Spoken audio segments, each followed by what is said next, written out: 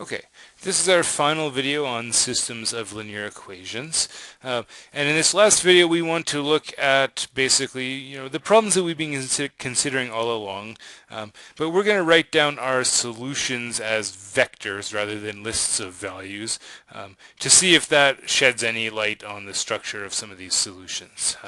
We've done this a little bit already. We saw it in the previous video when we discussed rank. We talked about the variables as being given by a single vector x rather than as individual variables x1, x2 up to xn. And we're going to do the same sort of thing here, right? So somebody gives us a system of equations. Right, we write down our coefficient matrix, same as before. We write down our column vector x containing the variables, and we write down another column vector b containing the numbers on the right hand side. This allows us to write our system of equations as simply a times x equals b, right? And so then if we find an x, right, vector x, if we find a particular x that works, right, that is what our solution is going to be, right? So we want to think about writing down our solutions as a vector, as a column vector. So let's see what this looks like, okay? Here's a system, a times x equals b, where I haven't bothered to actually write down the individual equations, but I've given you the augmented matrix. So we know how to solve a system like this. We proceed with our row operations. You can see that I've set these up so that we don't have to spend forever on them. We've got our leading one where we want it in the upper left hand corner, and we can see what the obvious next step is. We're going to do row 2 plus 2 times row 1. We're going to make that the new row 2. 1 minus 2, 3, 0. 0 minus 4, 7, 4, 0, minus 8, 14, 8. Okay. I think we might have even done this this example previously. So now let's see. We've got that minus 4 there. We could divide through by minus 4, but let's notice right away that row 3 is a multiple of row 2, so we can do row 3 minus 2 row 2. Make that my new row 3. We know that's going to take care of row 3. And when that's done, I'm going to do minus 1 over 4 row 2 and make that my new row 2. 0, 0, 1, minus 7 over 4, minus 1, and zeros on the bottom. Okay, so we can see that from here we got that row of zeros on the bottom, right? We see that our system has rank 2, right? Our augmented matrix has rank 2. There are 3 variables. That means we've got at least one free variable. We know we have got exactly one free variable. We can see that the rank is 2. And whenever you have free variables, it's usually convenient to go all the way down to reduced row echelon form, just so you don't have to do back substitution. So we do one more step. Row 1 plus 2 row 2. Right, this is our backward step. It's essentially doing the back substitution for us. So 1 plus 2 times 0 remains 1, minus 2 plus 2 is 0. 3 minus 2 times 7 over 4, so that's 3 minus 7 over 2. 6 over 2 minus 7 over 2 leaves me with minus 1/2. 0 minus minus 2, so I get a 2. 0, 1, minus 7 over 4, minus 1, 0, 0, 0. Okay, so if we were going to kind of write this out, so if let's say that we had x, y, z to begin with, we know that we would do it like this. We'd say, okay, x is equal to 2 plus 1/2 z. We would say that y is minus 1 plus 7 over 4 z, and we would say z is free. We might decide to set z equal to t, make it a parameter. And let's think about what happens when we do that. So if we want now to write down the vector solution, x, okay, so x really is the vector x, y, z.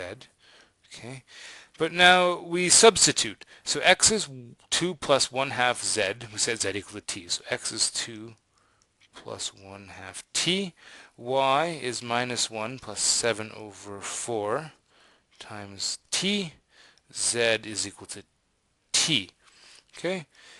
I could leave it like that, but it's more informative to split things up. We're going to split this up into two vectors. One containing the terms that don't depend on t, okay, the 2 and the minus 1, and another one containing these terms that do depend on t, and in that second one we'll factor out the t.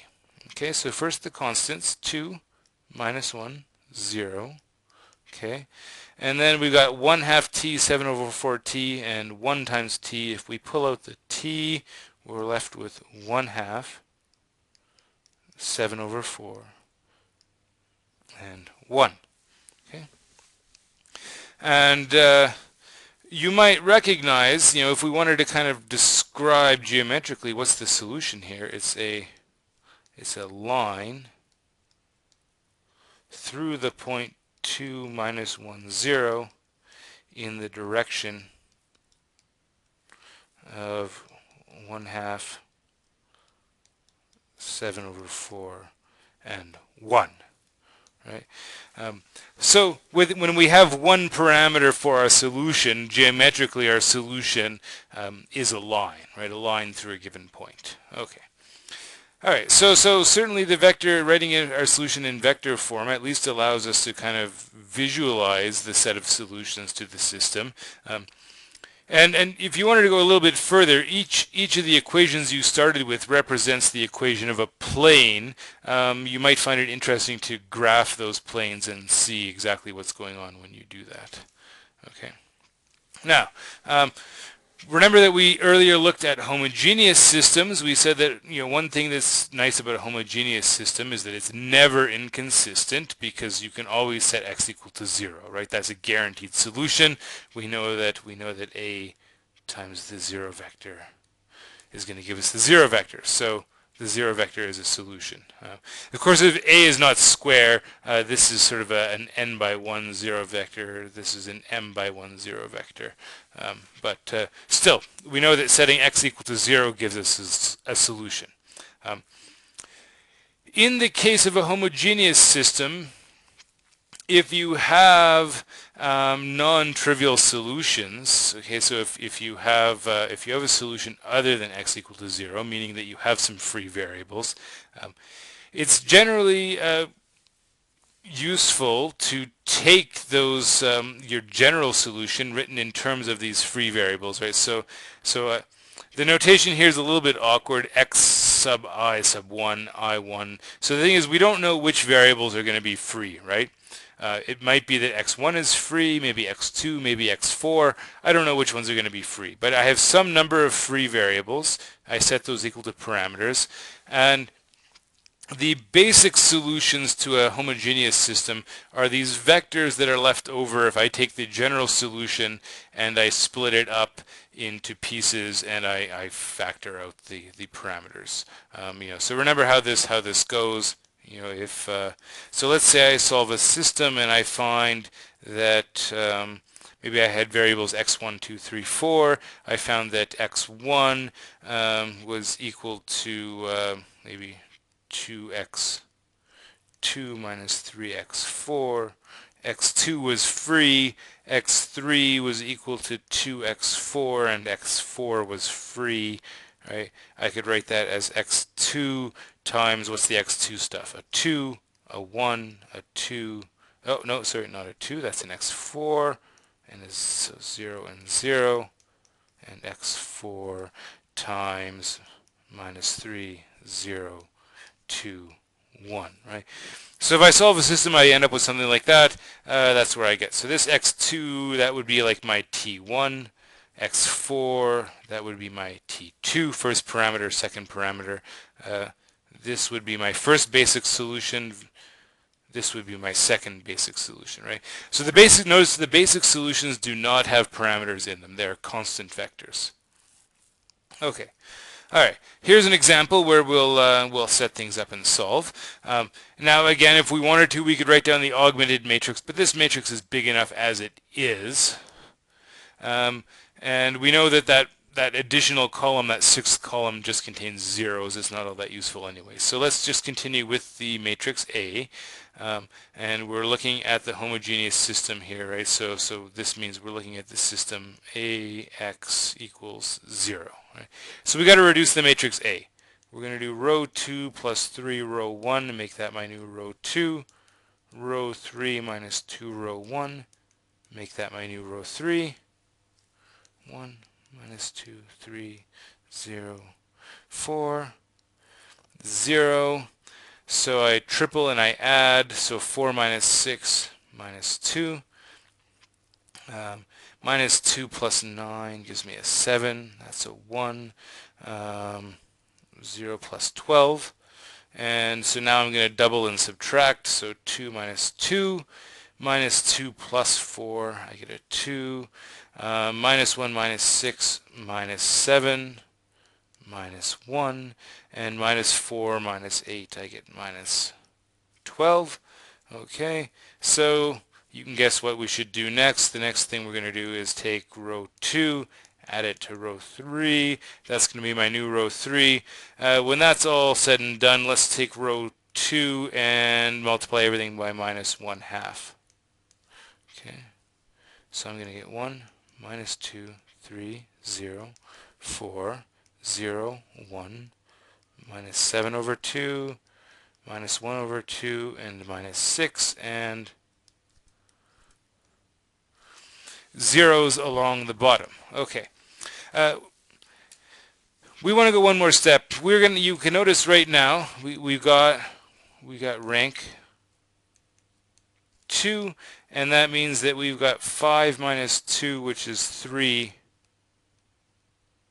parameters, right?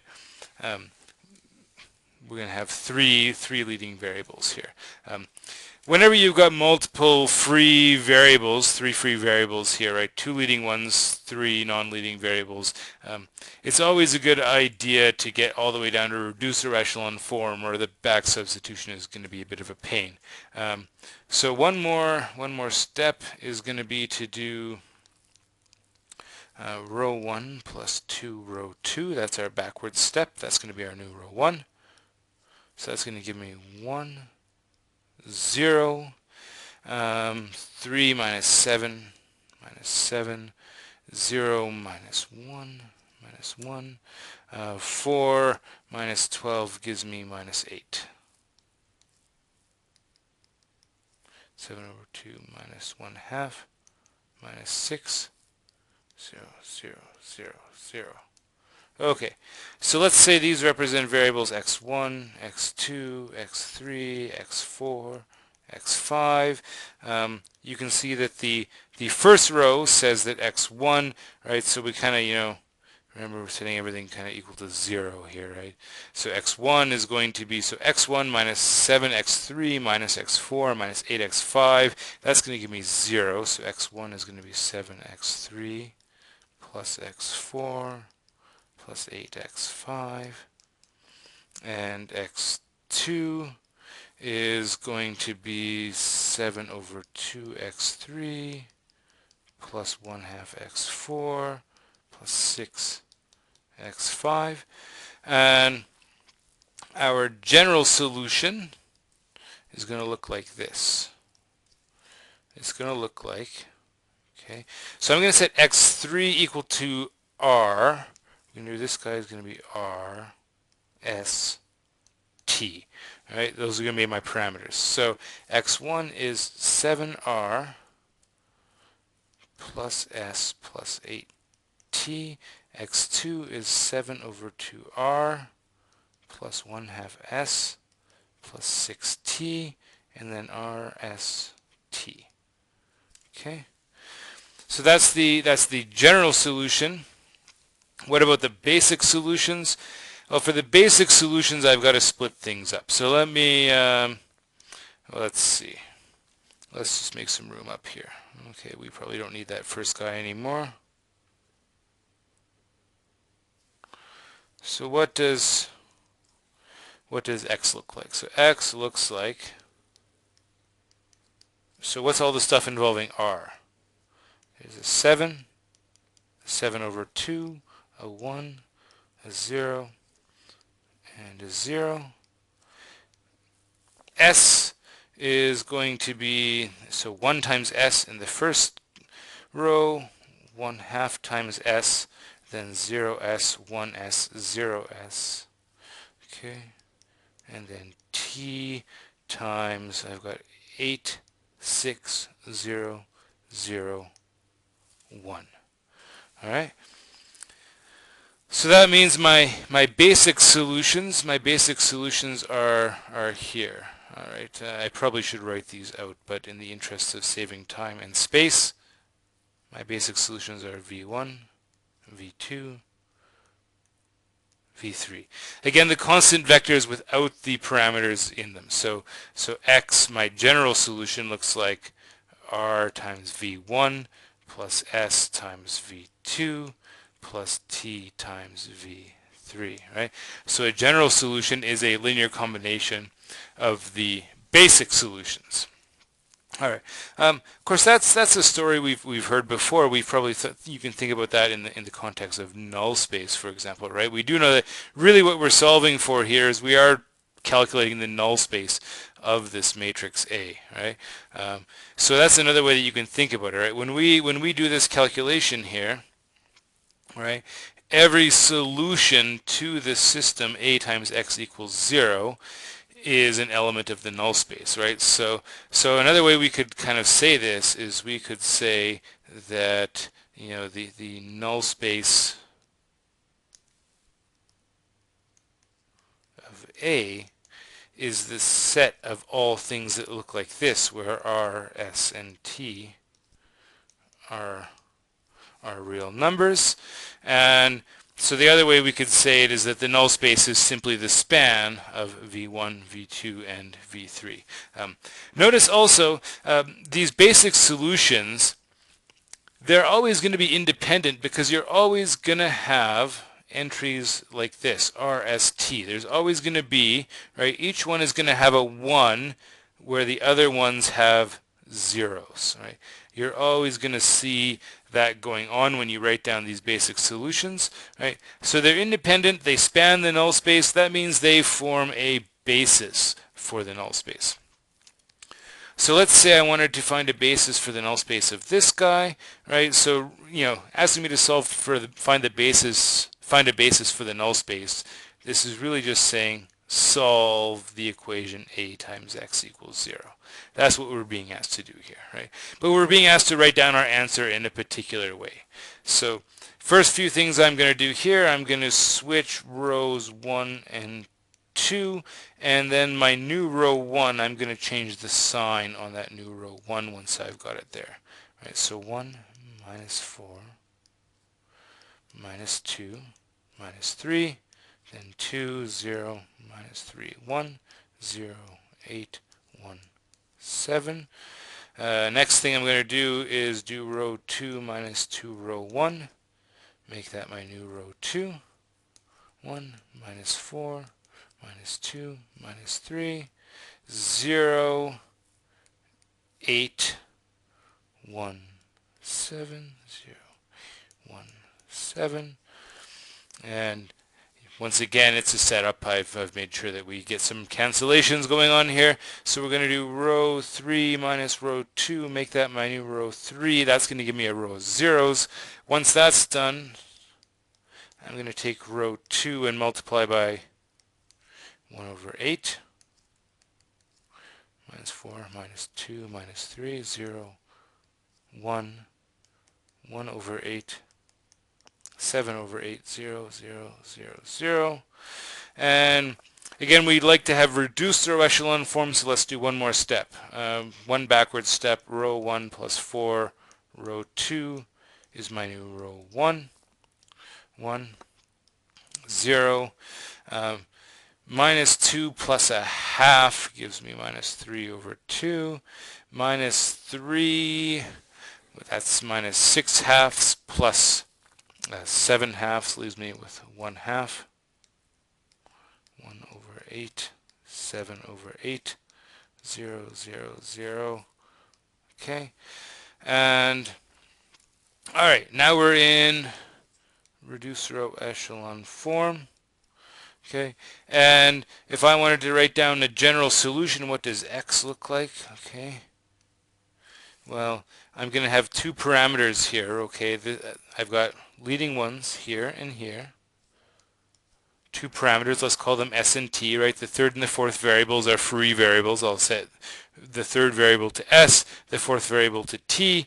So this this first row says that, let's say x, let's call this guy x1. x1 minus 3 over 2s plus 1 over 2t should equal 0. Remember, it's 0 on the other side.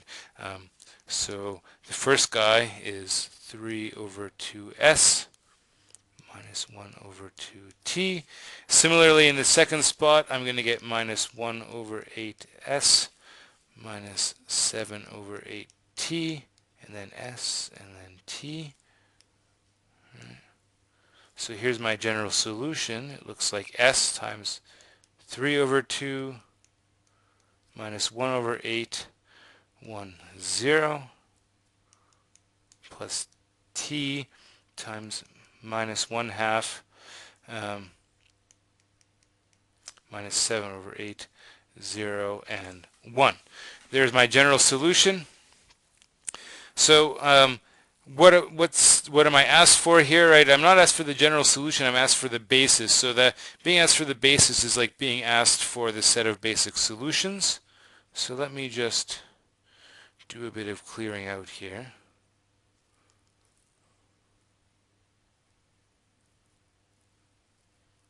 Okay. So what's my conclusion?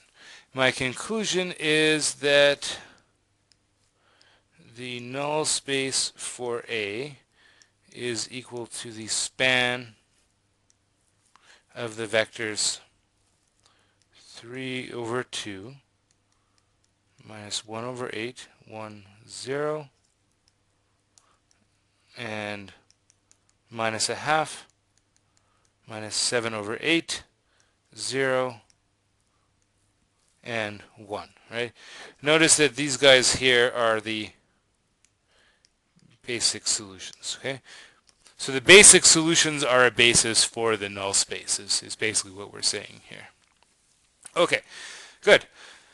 One more example, and then we're done with systems. Couple of theoretical results here, okay? Let's say I have a particular solution. So particular solution means that, you know, this guy xp is a constant vector. Right, so there are no parameters in there. And a times xp is equal to b, right? So it's a particular choice of values that solve my system.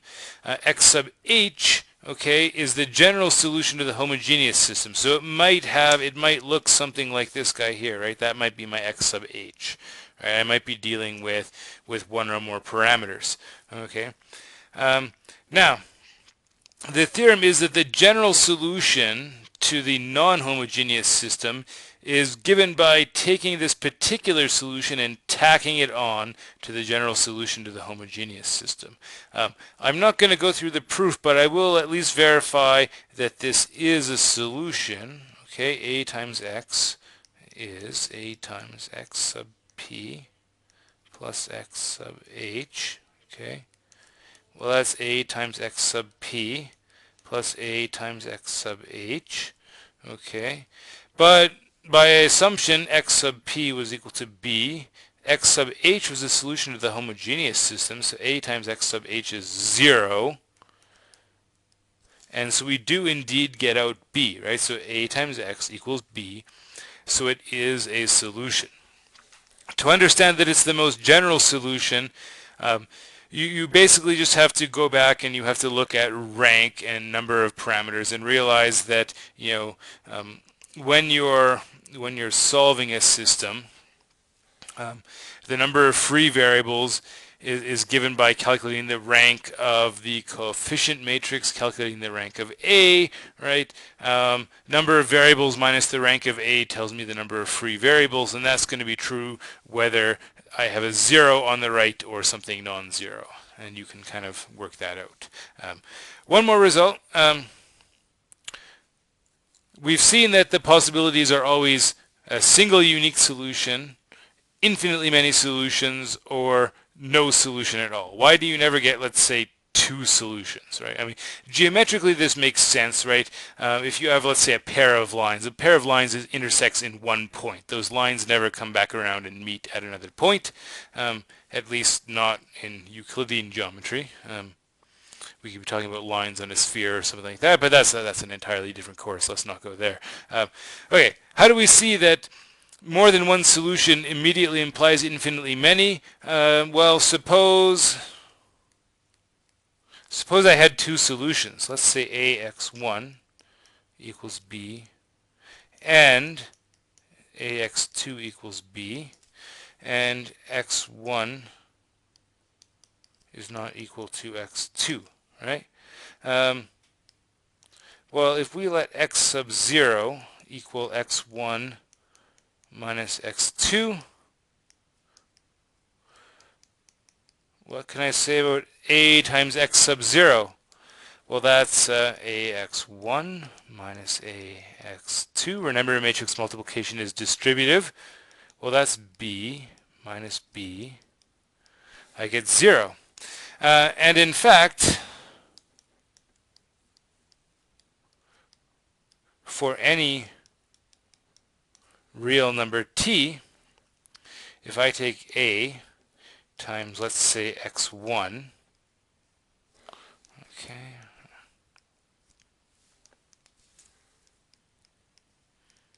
plus t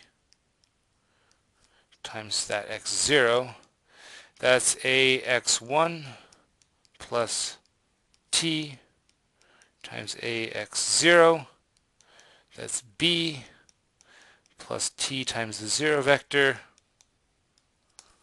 I get b. Okay, right? And because x1 is not equal to x2, that means this x sub 0 is not the 0 vector, and so every value of t gives me a new solution, a distinct solution, right? So I have an infinite number of solutions.